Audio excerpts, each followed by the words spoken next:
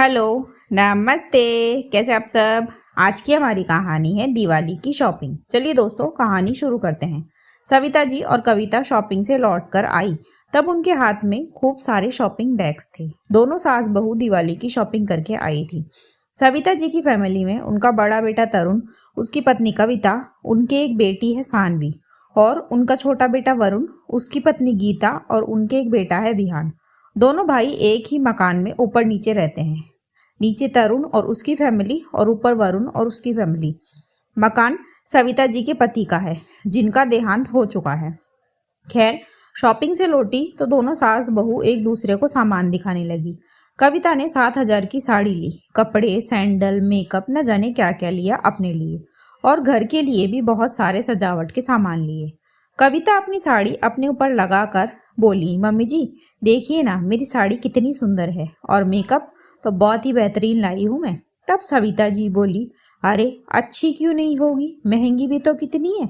तब कविता बोली, वो तो है मम्मी जी, आपने भी तो एक 500 की साड़ी ली है, वो मेड को देने के लिए ली है। तब सविता जी बोली, अरे नहीं नहीं, वो तो मैंने गीता के लिए ली थी। तुमने देखा नहीं उसने सारे घर की कितनी सफाई करी है, कोना कोना चमकाया उसने। कोई मेड भी क्या सफाई करेगी, ऐसी सफाई करी है उसने। और मेड तो अलग से 2,000 रुपये मांग रही थी साफ सफाई करवाने के, फिर उसका इनाम मोड़ दो। इससे अच्छा गीता को 500 की साड़ी दे दूंगी, वो तो खुश हो जाएगी। तब कविता बोली, हाँ मम्मी जी सही बात है, देवर जी तो वैसे भी उसे कुछ दिलाने वाले नहीं हैं। और पता है मम्मी जी, उससे पूछो कि तुमने क्या लिया, तो क्या कहती है, मेरे पास सब है इसलिए नहीं लिया, बाद में ले लूंगी।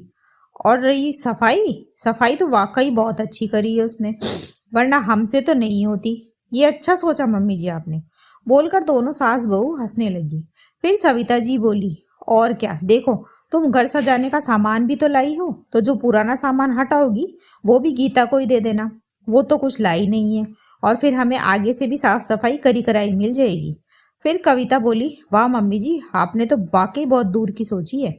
दरअसल दोनों भाइयों के रहन सहन में बहुत अंतर है। जहाँ तरुण की गवर्नमेंट जॉब है, वहीं वरुण एक कपड़ों की शॉप पर काम करता है। जहाँ तरुण के घर पर काम करने के लिए मेड आती है, वहीं वरुण त्योहार पर अपनी बीवी को नई साड़ी तक नहीं दिला पाता।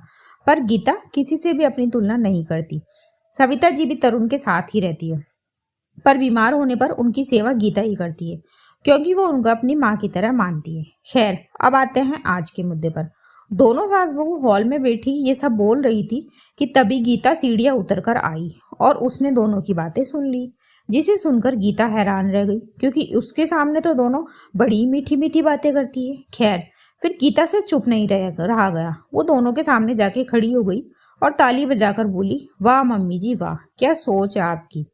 आप ऐसा कैसे सोच सकती है मम्मी जी, आप, अरे बीमार होने पर सबसे ज्यादा मैंने आपकी सेवा करी है, पर आप मेरा क्यों सोचेंगी जब आप अपने बेटे की सगी नहीं है। मम्मी जी, मैंने सफाई आपकी साड़ी के लिए नहीं करी, इसलिए करी थी क्योंकि मैं तो इस घर को अपना मानती हूँ। पर अब नहीं, अब से सब अपना अपना काम करेंगे। इनका मुझे इनका मुझे नीचा दिखाना तो समझ आया, पर आप तो माँ है, आपके लिए तो आपके दोनों बच्चे बराबर होने चाहिए। पर शायद पैसा बड़ा है आज के टाइम में। और जेठानी जी आप, हाँ मेरे पति कम कमाते हैं, पर मुझसे प्यार बहुत करते हैं, मेरी इज्जत बहुत करते हैं। और जेठ जी आपकी कितनी इज्जत करते हैं ये हम सब जानते हैं। और चाहे मेरा पति कितना भी कम कमाता हो, पर हम आपसे मांगने तो नहीं आते ना। और मम्मी जी, अगर प्यार से आप मुझे 200 की साड़ी भी लाकर देती तो मैं खुश ही होती, आपका प्यार और आशीर्वाद मानकर जरूर लेती। पर एक साड़ी के लिए मेरे और मेरे पति का अपमान करने का हक किसी को भी नहीं है। मैं चाहे कपड़े लाऊं या ना लाऊं, आपसे मांगने तो नहीं आती ना।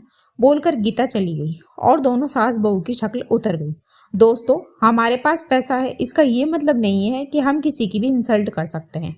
इसी मैसेज के साथ कहानी खत्म होती है। कहानी आपको कैसी लगी मुझे कमेंट बॉक्स में ज़रूर बताएं।